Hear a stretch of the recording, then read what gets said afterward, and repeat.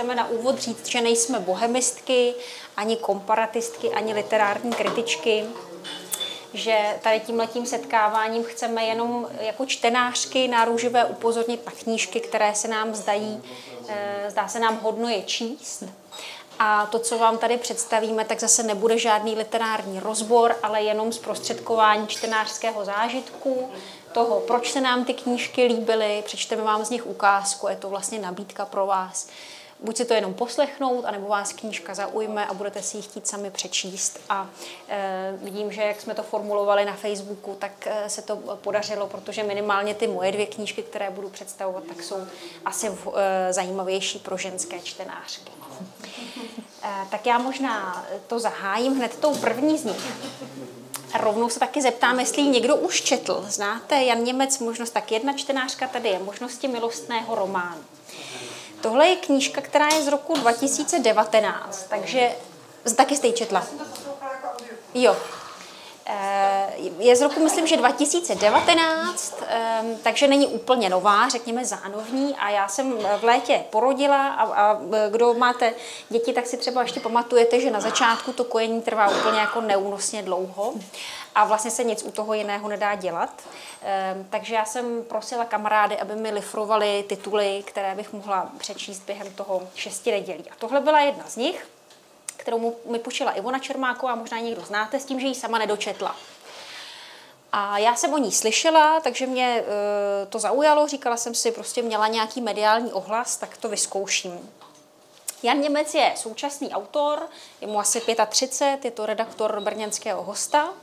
Napsal už několik knížek, tohle je několikátý román, který vydal, ale tenhle ten je výjimečný v té jeho tvorbě tím, že je silně autobiografický. Vlastně Jan Němec píše sám o sobě, je to taková anatomie rozchodu s jeho životní láskou a je velmi otevřený v tom, jak vlastně rozebírá, rozpitvává sám sebe ten vztah, proč se rozešli,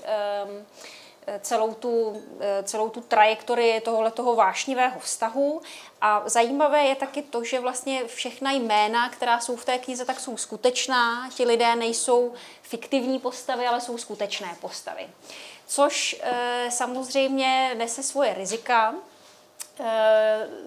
Takže vlastně čtenář se stává takovým voyérem a vlastně jakoby nahlížíte docela dost do takových jako intimních sfér života druhého člověka, kterého můžete potkat třeba v Imramově na festivalu Nezavřeno a já na něj teďka vím spoustu věcí, které na sebe prozradila. Já jsem taky v rámci přípravy na Books and Coffee si poslechla rozhovor s Janem Němcem na Českém rozhlase, kde jsem zjistila, že má trochu nepříjemný hlas, to mě nemile překvapilo a to říkám, protože vlastně ta knížka ve vás vyvolá pocit, že toho člověka důvěrně znáte. Tak mě to najednou zasáhlo, že je mi vlastně protivný, jak mluví.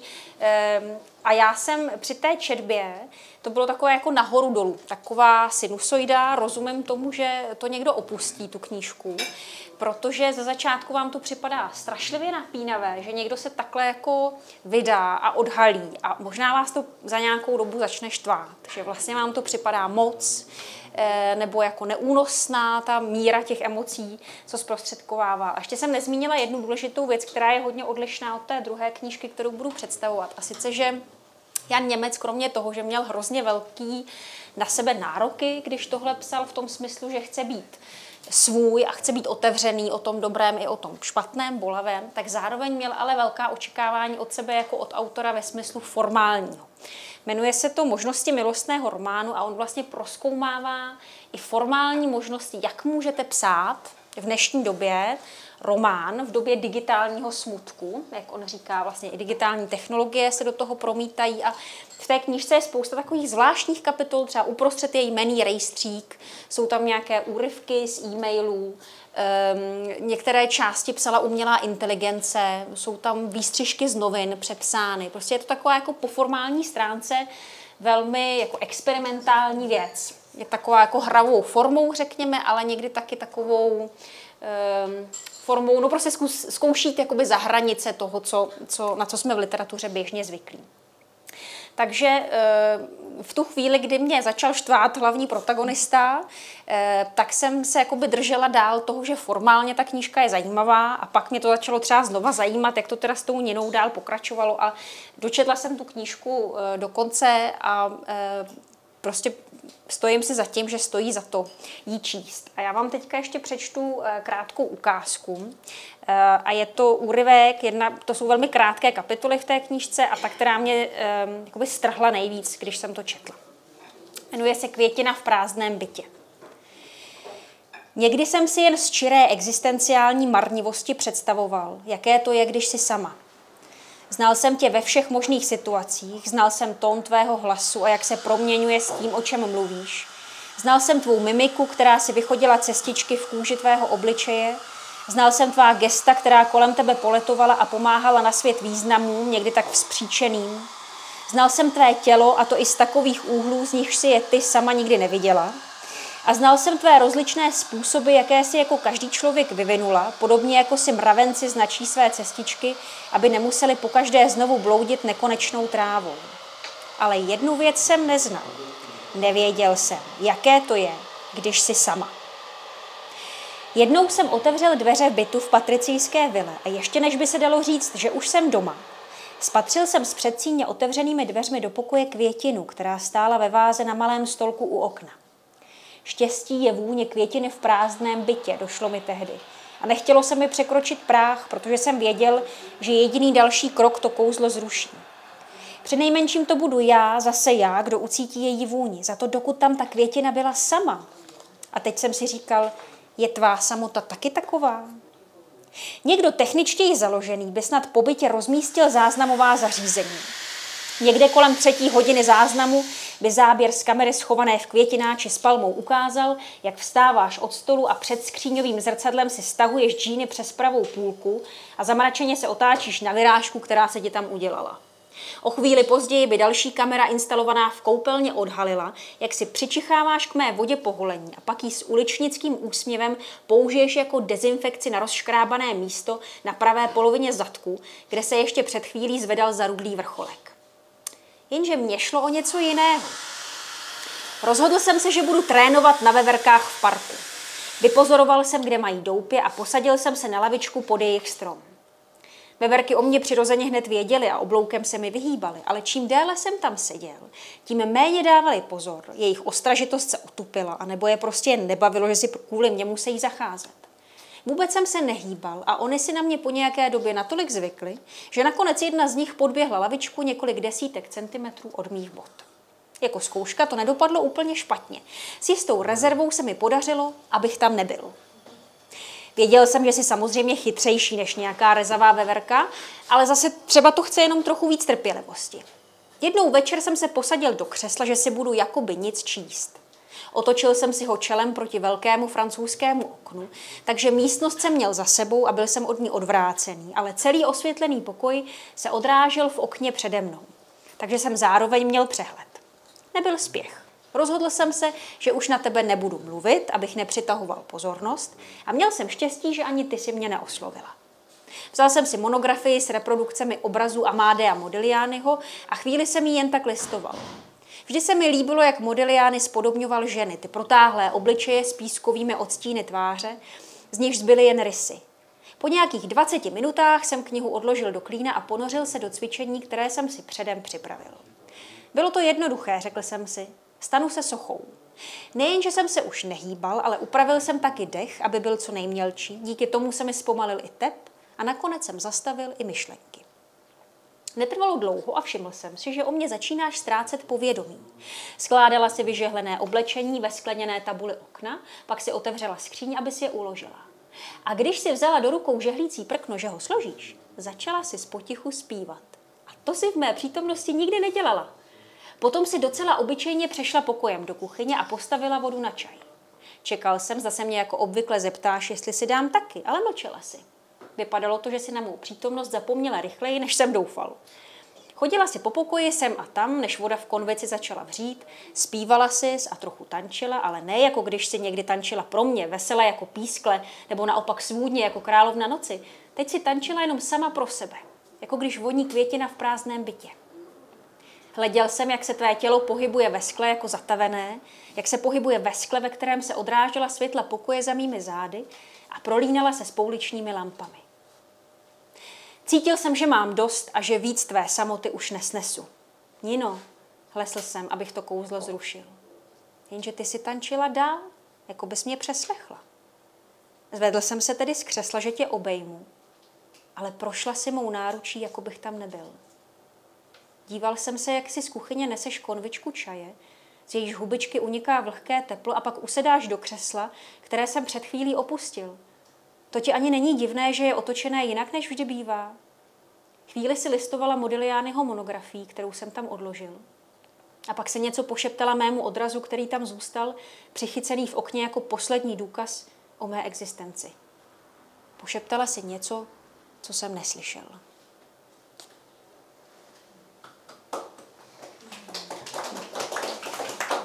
Tak můžeš, Daní.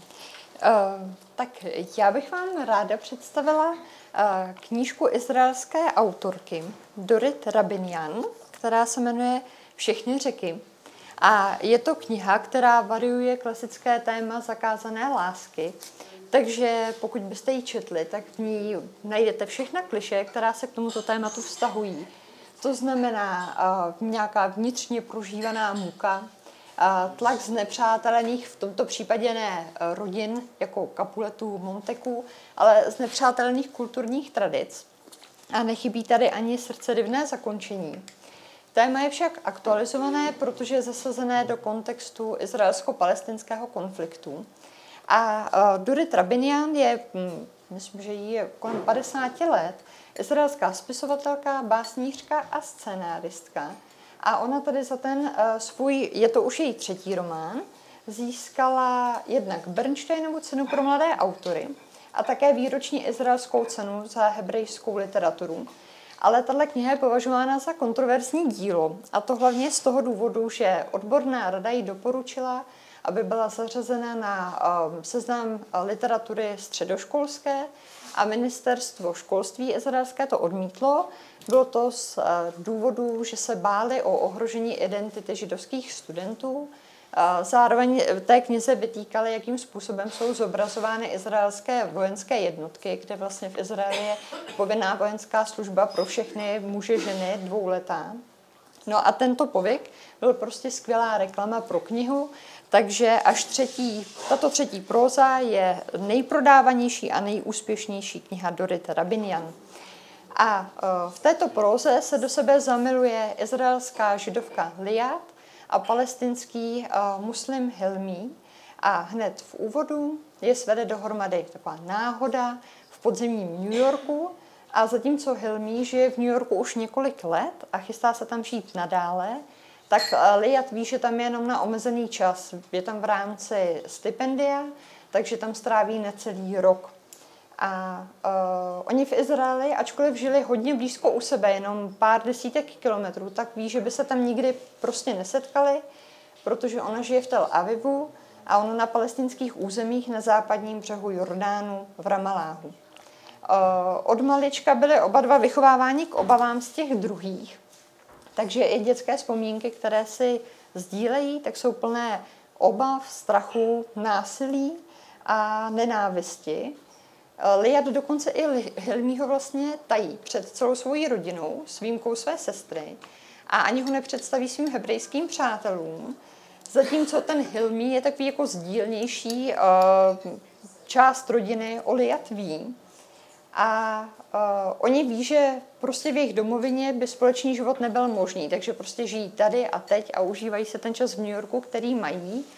A zatímco Liat ví, že je prostě přesně vyměřený a v květnu, kdy odlétá zpátky do Tel Avivu, končí a už se nikdy nesetkají, tak Hilmí tohle jako neřeší, ten konec nechává otevřený, jak to dopadne.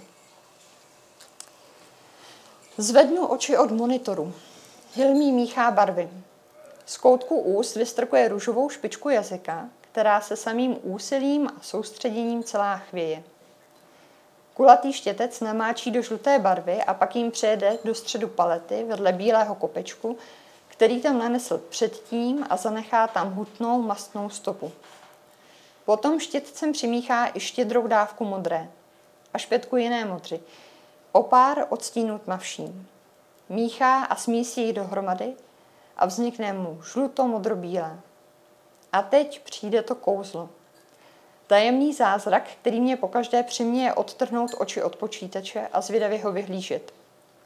Dívám se, jak štětec promíchává barvy, točí se, nabírá je a roztírá různými směry. Sleduju, jak je žlutá čím dál tím kalnější a jak šedne, jak ztrácí jas a matní, jak modř bledne a světlá, jak se modrý odstín nechává vstřebat šedí. Vidím, jak se pod pohyby štětce modrá a žlutá čím dál tím víc mísí a vlévají jedna do druhé a jak se z nich rodí zbrusu nová barva, svěží zelená. V takových chvílích nám připadá, jako by nám město, přesně tak krásné a zářivé, jak ho známe z filmů, leželo u nohou. Když jim kráčíme spolu, necháváme se unášet davem. Zdá se, že i ten veliký New York je omámený láskou stejně jako my. Že všechna svoje oslnivá světla rozsvěcí na naši počest.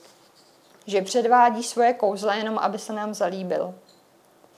Domy najednou vypadají vyšší, stromky jsou zelenější a zářivější. Modř nočního nebe je hlubší, setější a pronikavější.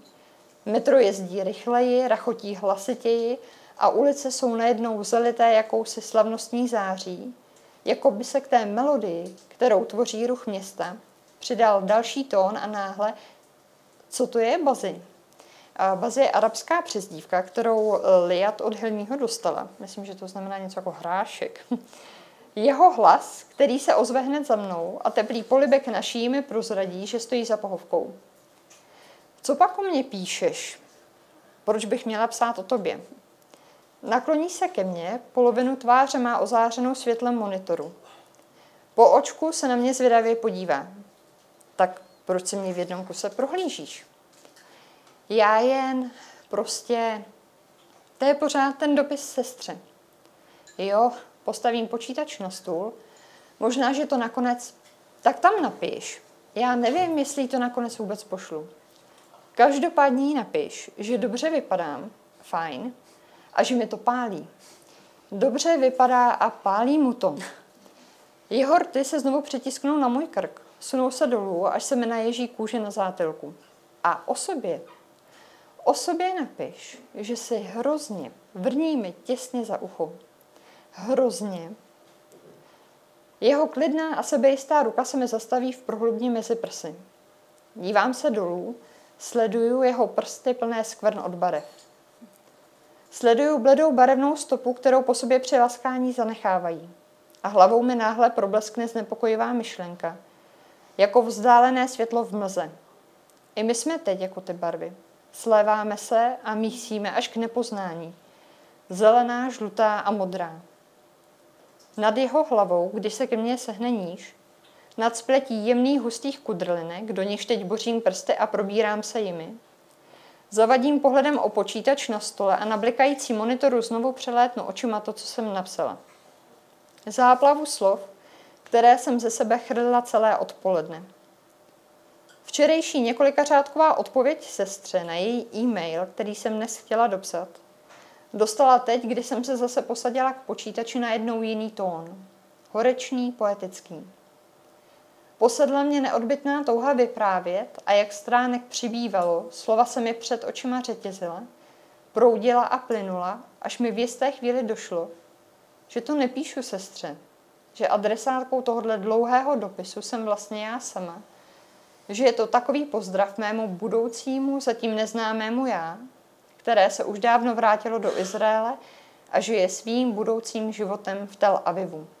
Mému vzdálenému já, které jednou otevře ten soubor a přečte si tahleta slova a zpětně možná líp porozumí tomu, co se ve mně teď odehrává. Tomu, co nás a na to a jací jsme tady byli, tady v New Yorku. To, co teď během těch zběsile krásných dní prožíváme. Na Hilmího brooklynský ateliér.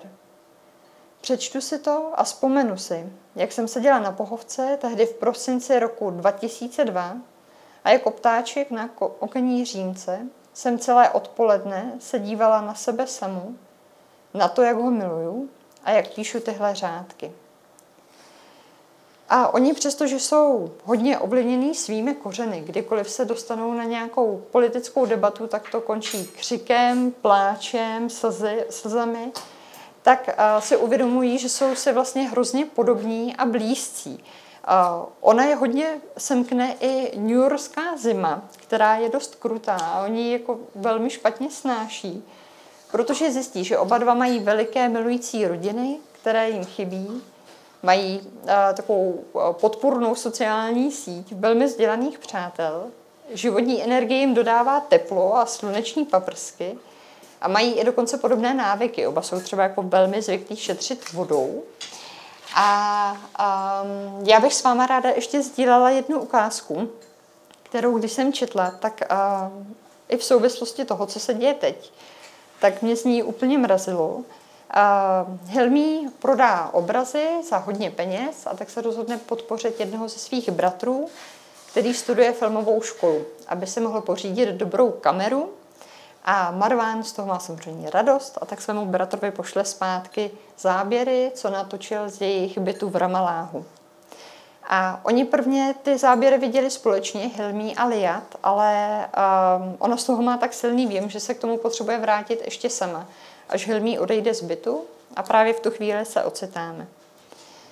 Objektiv přejede z Ramaláhu přímo na Tel Avivské skleněné budovy a mrakodrapy. Jasně rozpoznám hrdé a statné mrakodrapy, vršek budovy Šaloma Meira.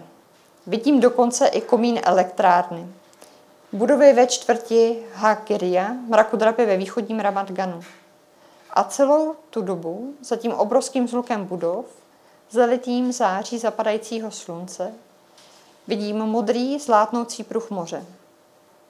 A stejně jako včera mi naskočí husí kůži, když pomyslím na svoji rodinu, na synovce a na neteř, na své příbuzné a přátelé tam, kde byli asi v okamžiku, kdy Marván natáčel z Ramaláhu tenhle západ slunce. A znovu se vybavím tu chvíli, kdy jsem jako 6letá nebo 7letá stála u okna v sousedovic bytě a pokradmu nahlížela do naší kuchyně. Jak jsem i tenkrát nehnutě stála uhranutátou novou, převrácenou perspektivou, potajmu jsem si prohlížela mámen ustaraný profil, když měla nádobí, a tátův holý zátylek, když seděl skloněný nad novinami a jedl meloun. A ani teď se stejně rozporuplným pocitem blízkosti a odcizení, zvláštně provinile, jako bych se tu potají tak trochu dopouštěla zrady, nemůžu od tohoto výjevu odtrhnout zrak. Tahle změna je tak neobvyklá. Hledět na nás zvenku, oknem od sousedů, vidět nás na straně za zrcadlem. Vidět odsud, z New Yorku, to, co vidí oni z druhé strany, z Ramaláhu, stát na jejich místě na balkóně jako Mojžíš nahoře nebo a dívat se každý den na Izrael, na předměstí Tel Avivu, na náš život, který se tam někde na opačné straně odehrává, sebejistý a nevědomý, jako by postrádal vlastní odraz. Je tak zvláštní, tak děsivé zjistit, kolik toho odtamtud vidí. Slunce postupně klesá níž a níž, noří svoje ohnivé krvácející paprsky do moře. Oko Marvánovy kamery zase pomalu sleduje hejnost stěhovavých ptáků, černou linku vznášející se na obzoru, ze zlátlou šarlatově purpurovou záři zapadajícího slunce. Ale já, stejně jako včera, mám oči přilepené na spodku obrazovky, upírám je na siluety střech a vršky Tel Avivských budov, které čím dál tím víc šednou. Marvána zajímá jenom moře a nebe na obzoru. Městskou krajinu, která tu a tam probleskne, zabírá jen mimochodem, když kamerou úžasle sleduje letící ptáky. Ale já tam nemůžu nevidět nás. Nevidět Izrael tak, jak se jeví ostřížímu zraku nepřítele. Jako bych se na svůj domov dívala přes namířené rakety, přes hlavně děl, přes teleskopickou čočku Bůh ví čeho. Nemůžu nevidět, jak je to všechno nechráněné a zranitelné, jak malá a důvěrná je ta vzdálenost. Náš drahý, uspěchaný izraelský život, který tam na druhé straně vedeme, viděna blahobytu, flotila mrakodrapů tyčících se do oblak.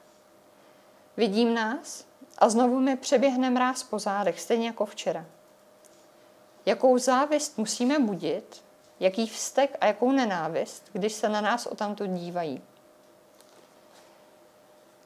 A ke konci knihy se dozvíme, že Hilmí se rozhodne na letní měsíce jet do Ramalláhu, takže Lijat, která odlétá v květnu, se tak ocitne vlastně Hilmímu velice blízko, pár desítek kilometrů od sebe a přesto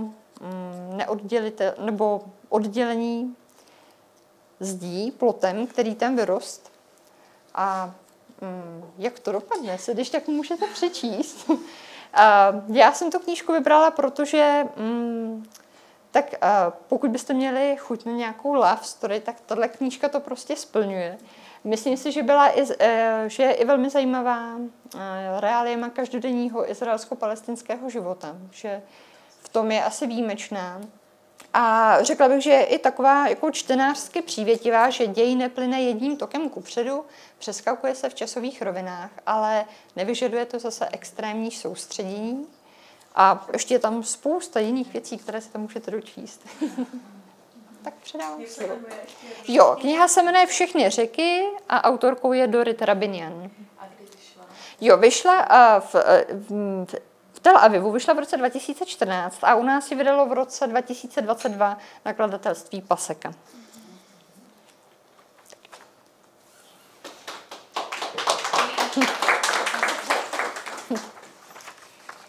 A moje druhá knížka, kterou vám chci dneska představit, se jmenuje Nejvyšší karta a napsala ji Petra Hůlová. Četl někdo?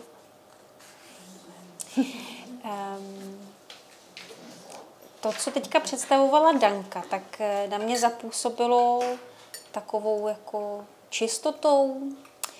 Hůlová píše hodně, mi připadá cynicky ve srovnání s tím. Tohle je taky docela takový jako univerzální téma a k tomu ještě aktuální politicky. Tady v téhleté knížce taky jsou nějaká politická témata. Ještě ta knížka taky komunikuje trochu s tou první, o které jsem mluvila, s tou Němcovou, protože ale taky se od sebe liší v tom, že Petra Hůlová je teda současná autorka taky.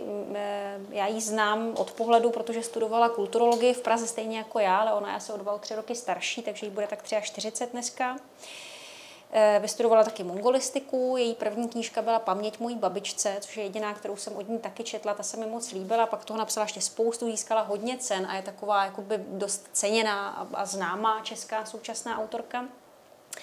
A ta Nejvyšší karta je teda fikce oproti Němcovi, ale zároveň Hůlová přiznává, že ta hlavní postava, což je asi 53letá autorka, literární tvůrkyně, je inspirovaná jejím vlastním životem.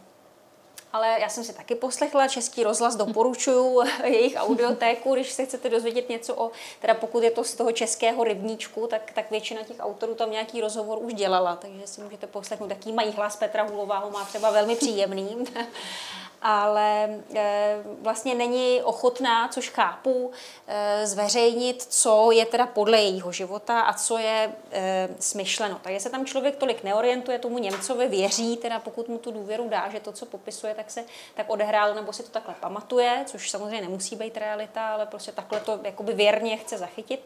Když to Hůlová teda fabuluje, vymýšlí si, ale zároveň se opírá o nějaká témata nebo události, osoby, které skutečné jsou. A tahle ta hlavní postava se jmenuje Sylvie Novak.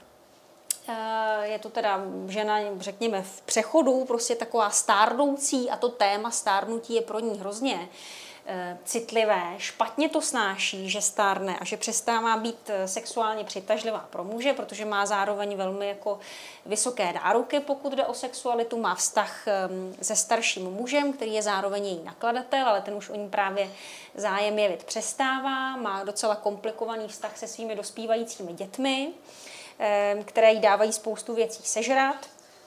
Zároveň ta Sylvie Novak se věnuje vlastně tématům genderu a feminismu a vydává jako úspěšné eseje na téma genderových otázek a vystupuje různě jako na besedách a je taková v tomhletom politicky angažovaná. A Petra Hůlová tady v tom rozhovoru, co jsem dneska s ní poslouchala, tak jedna, která řekla, že to, co říkají autoři o svých dílech, tak moc nemá žádnou váhu, nebo že se tím teda čtenáři nemají řídit, protože to prostě není ten text samotný. Jo? To, co ten autor předkládá čtenáře, je teda ta knížka, o které Hůlová řekla, že je to její nejlepší kniha, ale zase potom jako říkala, a možná je to jako ironie, třeba to jako nemyslím vážně, takže fakt těžko říct, co tak myslí a co tak nemyslí. A ta knížka je každopádně psaná velmi jednoduchým jazykem. Jo, je taková jako oproti třeba tomu Němcovi, který si hraje s jazykem a různě jako experimentuje s formou, tak tohle to je novela, není ta hlavní postava se nějak jako moc nevyvíjí, ale myslím si, že to není nějak jako ploché, nicméně ten jazyk je velmi takový téměř jako novinový, jo? Že se to čte. Já jsem to přečetla asi za 2 dny, že vlastně má člověk pocit, že to tak jako teče samo. A zároveň tam ta Petra Hůlová, jakoby to téma toho genderu a ženské emancipace je pro ní skutečně, jako pro Petru Hůlovou je nějak důležité, ale ty genderové představy nebo nějaké jako teze, které ta Sylvie Novak tam zastává, se možná neshodují úplně jako s těmi jejími. Nicméně představuje tam takový zajímavý koncept takzvané genderové tragédie. Ta spočívá v tom, že žena nese ten úděl nebo dar zrození a zároveň, že je znásilnitelná. Jo, a s tímhletím si nějak jakoby tam to rozebírá, pohrává a prezentuje navenek teda ty jako ideje emancipační, ale zároveň jako člověk prožívá to, že stárne, že oškliví a ta nejvyšší karta, tak jak to čtu já, je to mládí a krása, kterou ona už prostě nemůže zahrát. Jo? I kdyby chtěla prostě inteligentně, úspěšná, má toho hodně, ale tu nejvyšší kartu už nemá a prostě to se nevrátí. Takže ta knížka je taková jako někdy taková jako zhořká, cynická, jak jsem říkala. A ta ukázka, kterou bych vám chtěla přečíst, o varu zazní sprostá slova, tak myslím, že docela je takovým jako kondenzátem toho jak Hůlová píše a jak přemýšlí Sylvie Novak, která dílem se Petře Hůlové podobá a dílem ne, akorát nevíme, kde ten překryv je. Ráno spěchám na vlak, jedu do jednoho krajského města na festival Ženy v postfeminismu. Jo, já jsem se teda taky docela nasmála u téhle knížky. To teda chci říct, že já mám docela takový jako černý nebo takový jako hořko-sladký humor docela ráda. Tak možná někoho z vás by to třeba urazilo, co mně připadalo docela zábavný, to těžko posoudím. Fakt, že je na prvním místě honorář, se snažím ze slušnosti skrývat, což nevylučuje, že se v případě zajímavé akce nějakých nadšenců spokojím s náklady na dopravu a směšným kapesným. Za dobu, kdy mě bavilo poslouchat sebe samu, se upřímně stydím. Pokud je akce placená dobře, neodmítám v podstatě nikdy. S Davidem, David je její taková blízká duše, je to taky autor a nikdy s ním nic neměla, což jí asi docela štve. S Davidem se shodneme na tom, že bezohledná upřímnost v tvůrčí práci a nutná obživa jsou 2 různé věci, které spolu v etickém smyslu nijak nesouvisí. Ve spěchu se oblékám. Ačkoliv moderátorka předem poslala otázky, nestihla jsem si je přečíst a bez brýlí to teď už nedoženu. V hlavě mi zní Ondřejovo, to je její syn, 2 roky staré ahoj babi, když mě v nich poprvé uviděl. Pak jsem bez nich pár dnů dřela i v pracovně, jako bez struců, v příšerných rozmazaných podmínkách. Doby podobného pozérství už jsou taky pryč. David mi ty brýle dokonce jednou nejspíš ze slušnosti pochválil a to je ten její starší milenec, v dobrém žertoval, že si vždycky přál spát se svojí ruštinářkou. Moderátorka na krajském veletrhu představuje mimozemské přítelkyně, to je její kniha esejí o genderu, jako mimořádný příspěvek k současné debatě o genderu. Jistým způsobem mě uklidňuje, že i ona má brýle, přestože vypadá ani ne na 30. Pozornost, v jaké se v posledních letech dostává genderové výchově na školách, je bezprecedentní. Zahajuji svůj krátký úvod a po 3. za poslední měsíc vyprávím o tom, jak má nejlepší kamarádka Irena koupila svému vnukovi dětskou kuchyňku. Následuje očekávaný smích několika hloupých lidí v publiku. Je třeba vzít v úvahu, že jsme víc než 100 kilometrů od hlavního města. Teď jsme asi 120. Obracím se na staršího muže v první řadě, který se nepřestává tlumeně pochechtávat. Přijde vám něco k smíchu na tom, když si hraje kluk na vaření? Muž rozpačitě mumlá, že má dceru, takže o klucích toho moc neví, tak se ho ptám, jestli mu přijde v pořádku bát se o dceru, když jde večer sama ven. Má to zakázaný, Lucce je teprve 12, odpovídá muž, kterému je nejméně 70. Představuji si ho jako mladíka zevlujícího u pískoviště, kde si coby holčička hraje matka jeho Lucky, a mohla bych z toho postřehu hned oslým můstkem přejít k první polovině genderové tragédie. Ale poselství mimozemských přítelkyň, které věří v to, že změna je možná a že ji dokonce právě žijeme, chci posilovat, nikoli podrývat. Knihu si tu mají po akci koupit, nikoli naopak. A přestože v onu změnu spíš nevěřím, přivítala bych ji stejně jako ženy, jež mě mají za falešnou feministku jen proto, že si růžové brýle schovávám pro jiné příležitosti. V druhé půlce debaty sklízí masivní aplaus žen v provinčním publiku řádně otřepaný bonmot, že je na čase, aby muži v domácnostech přestali pomáhat a začali konečně něco dělat. A když se přihlásí muž, který namítne, že by v domácnosti pomáhal rád, ale manželka ho prý v kuchyni k ničemu nepustí, zakucká se smíchy i do té doby kožená moderátorka. Napadá mě, že David by měl zkrátce ostříhané podsadité lesby vlevo ode mě škodolibou radost. Zatímco žena horuje pro překračování stereotypů svým černým rolákem, krátkým šedivým sestřihem a typem brýlí ukázkovým způsobem naplňuje ten o sobě. Tendence takové modelové progresivní typy intelektuálně ponižovat Davida sice usvědčuje z jisté malosti, ale v tu chvíli cítím při pohledu na onu ženu škodolibé zadosti učinění i já. Pokud proti omezenému myšlení brojíte v uniformě, je to vždycky trochu napováženou. Lesba, jež se představuje jako poradkyně pro transgender na základních školách, vypráví o jakémsi podobenství z Bible, které v zápětí vyvrací jako sexistické. Namítám, že podobenství na rozdíl od jeho interpretací z principu vyvracet nelze, načež se lesba bez vyzvání pouští do čtení etického kodexu pro základní školy, který se pokouší prosadit na ministerstvu školství. Pokračuje motivem pohádky o spícím růženkovi, který v trní čeká na probuzení dívčím polibkem.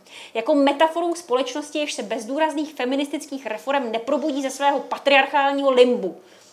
Jsme stále na pouhém začátku, zdůrazňuje. V tom se někdo v sále dá do křiku, podpírá kohosi v publiku a zoufale volá doktora. Na hotelovém pokoji přemýšlím o tom, že sanitka, kterou onomu muži s infarktem zavolali, byla hamba, co najela přímo do lidí. Protože zatímco jsme se na panelu bavili s prominutím o hovně, onen muž bojoval pár metrů od pódia o život. To ve mně mluví můj otec, systematicky pohrdající všemi intelektuálními jako píčovinkami. Teprve po letech jsem si uvědomila, že to, co jsem měla v pubertě za důkaz otcovy omezenosti, byla ta nejlepší výbava pro jeho povolání bulvárního novináře. Podrobněji o ní vyprávím ve své prvotině inspirované jeho osudem, tak typickým pro některé příslušníky jeho generace, co se po revoluci nedokázali dostatečně rychle zorientovat. Ohlas na onu novelu se v podstatě kryl s tím otcovým, jen byl o něco méně hysterický.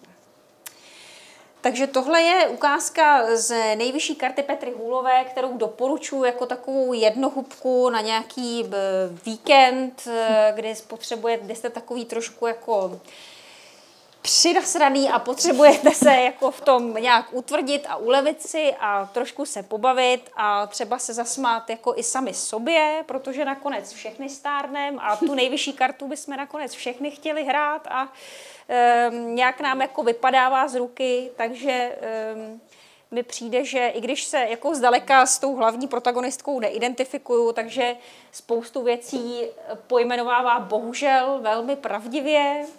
A myslím, že nejlepší jako nástroj, jak se s tím vyrovnat, je se tomu umět tak jako trochu zasmát s odstupem. Takže nepovažuji to za nějaký literární majstrštyk, ale myslím si, že přečíst si to neuškodí a je tam spousta takovýchhle tezí, jako třeba ty, co jsem vám teďka četla v té ukázce, které si můžete nějak jako poválet sami v sobě a prozkoumat, jestli si to taky myslíte, nebo si to myslíte jinak a proč.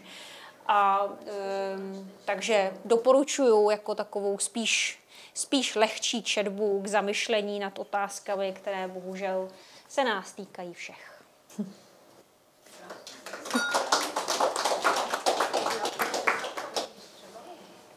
No. Může, určitě, jasně. Můžeme dát třeba 10minutovou, jo? Tak jo. Kdybyste někdo náhodou chtěl nějakou knížku z těch, co dneska tady představujeme, si objednat, tak já tady mám papír a dala bych to bratrovi a oni by vám to objednali v knihkupectví u Salvátora, tak jenom jako nabídka, kdybyste někdo zatoužil nebo chtěl věnovat k Vánocům, tak se to ještě stíhá. Tak si dáme 10 minut pauzu a pak ještě Danka představí svoje šedé včely. Takže už mluvím. Jo, tak já bych teda, pokud ještě vydržíte, tak bych vám ráda představila ještě poslední knihu dnešního večera, druhou knihu, kterou jsem vybrala já. A zatímco ta první se tak dotýká takové jako pulzující rány, která právě teď, nevím, příští mokva, tak tahle knížka mi tak připadala, že i svým názvem Šedé včely, že trošku evokuje to, že na další takovou jako velmi bolestnou ránu, kterou to vnímám aspoň já, Ukrajina dosadá takový šedý prach už nějaké otupělosti nebo nezájmu. A tak bych vám ráda představila knihu Andreje Kurkova, což je dnes jeden z nejznámějších současných ukrajinských autorů. On v tuto chvíli pořád žije na Ukrajině a odsud podává zprávy světovým médiím, evropským nebo americkým a různé komentáře k situaci tam. A tato kniha vyšla poprvé v roce 2018 v Charkově, v roce 2022 získala francouzskou cenu literární a u nás byla vydána v tomhle roce, v roce 2023. A opět jsem sáhla do produkce nakladatelství Paseka. A ten příběh je v podstatě vlastně takový jako banální. Dalo by se říct, že na první pohled se v něm toho neděje moc, protože hlavní postavou je rozvedený padesátník Sergej Sergejič a on si nepřeje nic jiného, než prostě žít v klidu a starat se o své včely. On je vášnivý včelař. Jediný problém spočívá v tom, že žije na ukrajinském Donbase a ve vesničce, která se jmenuje Malá Starohradivka. A ta se nachází v šedé zóně, nebo dalo by se říct v nějakém jako nárazníkovém pásmu, kde se střetávají Ukrajinci a separatisté. Oni v té vesnici zůstali už jenom dva. Všichni ostatní obyvatelé na začátku bojů odešli pryč a je tam tady teda ten Sergej a potom Paška, o kterém říká, že to je jeho nepřítel už od dětství. A to nepřátelství pramení z toho, že se ve škole pořád spolu rvali, Paška na něj žaloval a nedával mu opisovat úkoly. A to jako přetrvává pořád, ale zůstali tam prostě spolu sami, takhle dva. A ty dny jsou vlastně velmi monotónní. A jednoho dne, když se Sergej prochází po své zahradě, před pár dny, když byl na dolním konci zahrady naposledy, bylo celé pole panensky bílé. Všude jenom sníh. Takový, že když se na něj díváte dlouho, v uších začne znít bílý šum. Což je ticho, které sevře duši ledovýma rukama a ne ji pustit. Zdejší ticho je opravdu zvláštní. Jeho součástí se stávají i zvuky, na které si zvykl a přestal se jich všímat. Sem patří třeba hlas daleké kanonády. Třeba teď se Sergejič rozhodl, že se zaposlouchá a nějakých 15 kilometrů vpravo uslyšel děla. Někde vlevo možná taky, pokud to nebyla jenom ozvěna. Není to třeba nějaký člověk? Zeptal se sám sebe nahlas a zadíval se na skvrnu pozorněji. Na okamžik se mu zdálo, že vzduch je najednou průzračnější. Co by to tak mohlo být, zamyslel se znovu. Kdybych měl dalekohled, je to hned jasný. Ale to už jsem taky mohl sedět pěkně doma v teple. Ale nemá dalekohled třeba Paška? Tenhle nápad nohy přiměl, aby ho hned nesli k Paškovi. Trychtýř po granátu před Myťkovými, který opatrně minul po samém okraji, už měl za sebou. Máš dalekohled?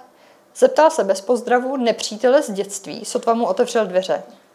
Mám, ale k čemu ho potřebuješ? Paška se zřejmě taky rozhodl nepozdravit. K čemu taky zbytečně mlít?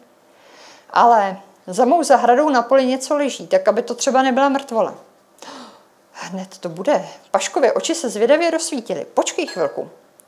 Trychtýř před Myťkovými už měli znovu za sebou. Sergejč v chůzi pohlédl na nebe, protože se mu zazdálo, že už se zase stmívá. I když ani ten nejkratší zimní den přece nekončí v 12:30 odpoledne. Poté vrhl pohled na starý masivní dalekohled, který se na hnědém koženém řemínku pohupoval sem a tam po Paškově hrudi, v kožichu nápadně vyklenuté. Klopy se totiž nacpal dovnitř, proto ta mocná prsa. Zdvižený límec naopak jako zeď obstoupil tenký krk a zodpovědně ho chránil před mrazivým větrem. Tak kde to máš? Paška přiložil dalekohled k očím okamžitě, jakmile se ocitli na dolním konci zahrady. Támhle se podívej, přímo před sebe a trošku doprava, na svahu před náma. Ukázal mu Sergejič rukou. Jo, proukl se pro sebe Paška. Aha, už to vidím. A co to je? No mrtvola, nějaký voják. Ale čí? Leží tak nešikovně, že nevidím na výložky. Nech mě taky kouknout, poprosil ho Sergejič. Paška si stáhl dalekohled z krku a podal mu ho. Na včelaři. Třeba máš lepší oči než já. To, co se prostému oku zdálo tmavě hnědé, bylo ve skutečnosti zelené, khaky. Neboštík ležel na pravém boku, zátylkem k malé starohradivce, tedy tváří k ukrajinským zákopům. Tak co vidíš? Ptal se Paška. Co vidím? Leží tam, mrtvej voják. Ale z jaký strany to ví jenom jas? Možná z tý. Jasný. Přikývil Paška a jeho hlava, obklíčená límcem, pouhým tím pohybem vyvolala Sergejevičův úsměv. Oči od okuláru už mezi tím odtrhl. Co je? Zeptal se Paška podezíravě. Vypadáš s tím límcem jako obrácený zvon? Na takový luxus máš moc malou hlavu. Jakou mám, takovou mám, ocekl Paška. Malou hlavu kulka hned tak netrefí, za to kebule, jako je tvoje, dobrý střelec nemine ani na kilometr. Pak přes zahradu, sad a dvůr odkráčeli až k brance ústící do Leninovy ulice. Tam Sergejič Pašku poprosil, aby mu dalekohled na pár dní půjčil. A stalo se. Jenže ten mrtvý, který ležel kus za Sergejevičovu zahradou, mu nedával spát. A proto se vypravil znovu za Paškou, jestli by ho aspoň nemohli odtáhnout, aby na něj neviděl. Kruci, mají ho přímo před nosem, netajil se Paška svým nechápavým rozhořčením. Tak už se ho snad mohli odníst. Od vybombardovaného kostela vanul studený řezavý vítr. Paška vtahoval hlavu mezi ramena a snažil se před ním ukrýt se zvednutým límcem ovčího kožichu. Jeho nespokojený profil Sergejičově připomněl jakýsi revoluční výjev ze sovětské učebnice dějepisu. Opět stáli na samém konci zahrady. Paška se od rána mračil. Celý zamračený před hodinou po Sergejičově zaklepání otevřel dveře, ale dál ho nepozval. Pravda, rychle se vypravil a další návštěvu zahrady nepřítele z dětství neodmítl. Ty z něj možná nespíš, vrčel v chůze, ale co mě je do něj? Tak ať tam leží, dřív nebo později ho seberou a zahrabou. Ale je to přece člověk. Pokoušel se vysvětlit svůj postoj Sergejič, který nekoukal pod nohy a kvůli tomu neustále klopítal. A člověk má být buď živej, anebo ležet v hrobě. Však on tam ležet bude, mával rukou Paška. Až přijde čas, skončíme tam každej. No a co kdyby jsme se k němu doplazili a zatáhli ho aspoň za ohradu, aby na něj nebylo vidět? Já se nikam plazit nebudu. Ať se plazej ty, co ho tam poslali. Z nesmlouvavosti Paškova tónu včelař vyrozuměl, že jeho snaha je marná, ale pokračoval v ní. Dokonce i ve chvíli, kdy už stáli na udusaném sněhu na kraji svažujícího se pole. Dej sem ten dalekohled, křikl Paška pánovitě. Chvíli se na mrtvého díval a opovržlivě křivil rty. To, co viděl, se mu nelíbilo stejně jako Sergejičovi, ovšem bylo znát, že to v něm vyvolává úplně jiné dojmy než ve včelaři. Tak kdyby lezl od nich, je to ukáčkou. Začal Paška uvažovat nahlas a odtrhl dalekohled od očí. Kdežto, kdyby mířil k ním, je to našinec. To bychom věděli a tak bychom mohli zkázat klukům do karuselina a si ho v noci odtáhnou. Jenže on leží na štorc, tak nemáme ponětí, kam přesně mířil. A to je asi tak to nejzajímavější, co se v jejich životech tam odehrává v podstatě. A jinak ty dny jsou, jak jsem říkala, stejné, šedivé. Sergejč má jídla, je zajímavé, docela tak jako málo a hodně s ním šetří. Potom, co ještě je obzvláštní jeho dni, tak k němu začne po večerech chodit ukrajinský voják Petro, s kterým se tak jako seznámí. Petro mu občas donese nějaké potraviny, nosí mu třeba mobil nabitý, protože v té vesnici už 3 roky nefunguje elektřina. Zatímco Paška má potravin dost, má i čerstvý chleba, má i zánovní oblečení a je to tím, že on se pro změnu stýká se separatisty. A ti dva spolu žijí v té vesnici. Myslím, že Sergejč byl odhodlán tam zůstat kvůli svým včelám. Otevřel oči. Opatrně se zahleděl do tmy v místnosti. Kde si co si hučelo, ale co to bylo, zatím nedokázal pochopit, protože se ocitl na pomezí mezi spánkem a skutečnou nocí. Ovšem k tomu spánku to přece nemělo o dost blíž. A najednou další svist, přímo nad hlavou, těžký a sečivý. Dům se otřásl. Vyděšený Sergejč pohlédl ke stropu, jenž ho neviděl.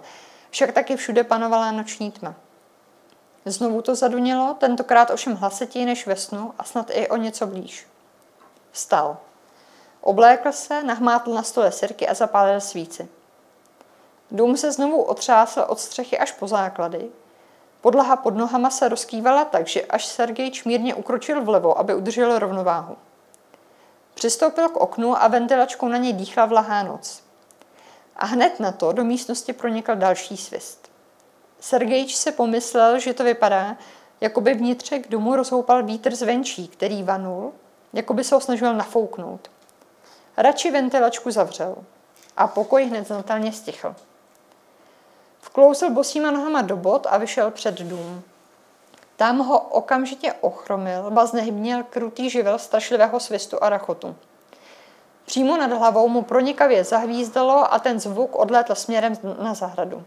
Po několika vteřinách se však ozvaly další salvy. Co blbnou, pomyslel si Sergejč a ohlédl se směrem, odkud přilétali ti neviditelní ohniváci. Že by stříleli z karuselina?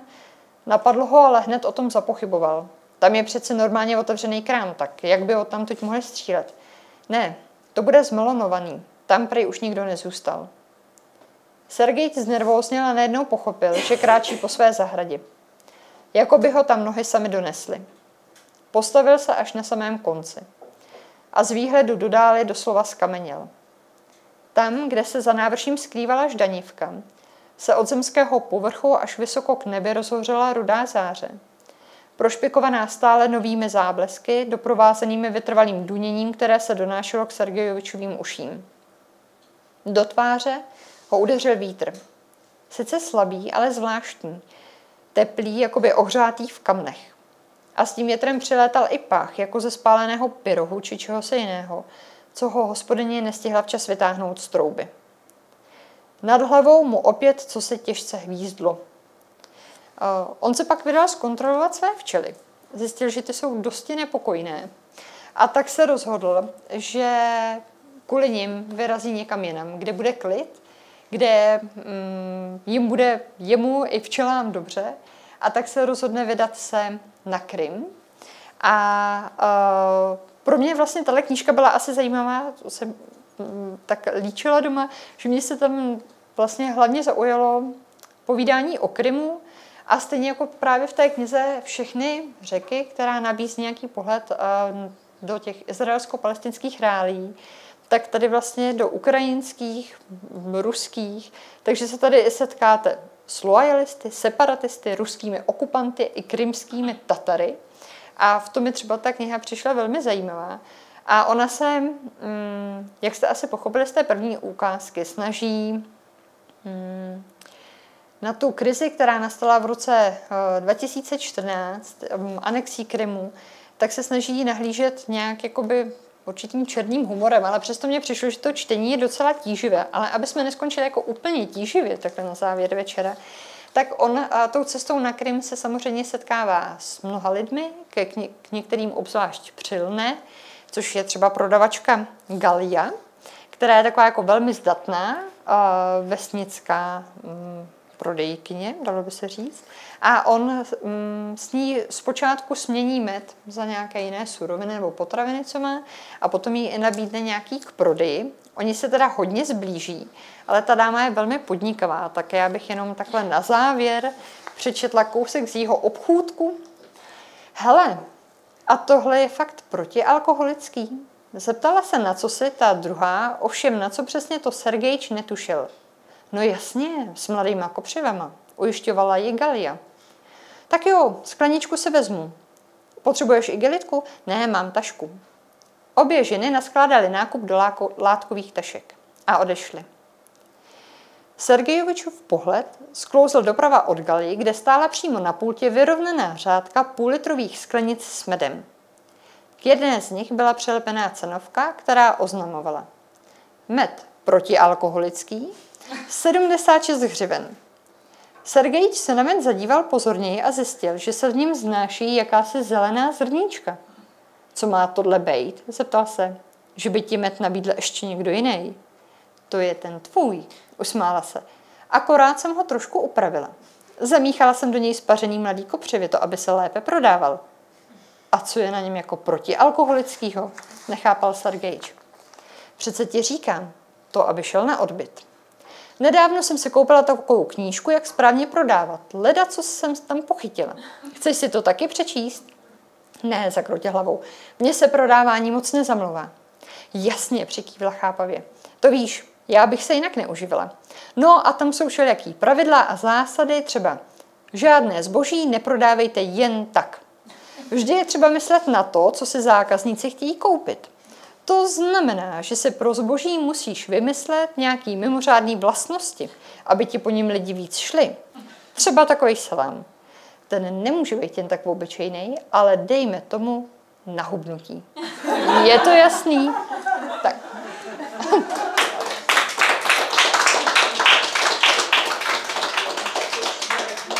Tak moc děkujeme za pozornost, že jste přišli si vyslechnout a sdílet s námi naše čtenářské zážitky. To bylo všechno, co jsme si pro vás dneska připravili a my zhruba tak za 2 měsíce se zmůžeme na další vydání a říkali jsme si, že bychom mohli mluvit o dětské literatuře, kdyby o to byl zájem, ve smyslu teda pro dospělé, aby věděli, co můžou nabídnout svým dětem. Předpokládám, že čteme tak jako literaturu ve věku našich dětí, takže to bude nějak prostě mezi 6 a 15 lety. Vhodné.